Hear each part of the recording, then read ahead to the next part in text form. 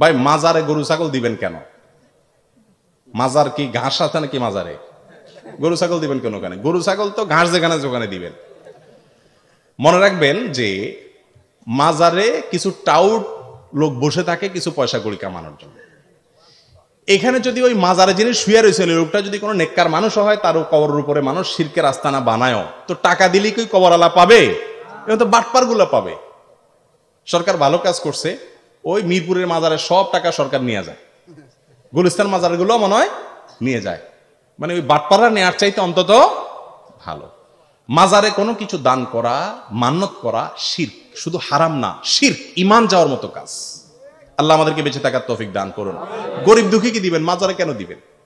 ওইগুলা দেখবেন ভাব ধরে এমন, মাজারে যেগুলো থাকে বন্ডগুলা, মনে হয় যে এরা সব আপনার দুনিয়া বিরাগী আছে না, সন্ন্যাসী, মনে হয় তাদের কিছু লাগে না, গায়ে কাপড় চোপড় নাই, কিন্তু এই লক্ষ লক্ষ টাকা মারিং কাটিং এর রাস্তা তারা করে।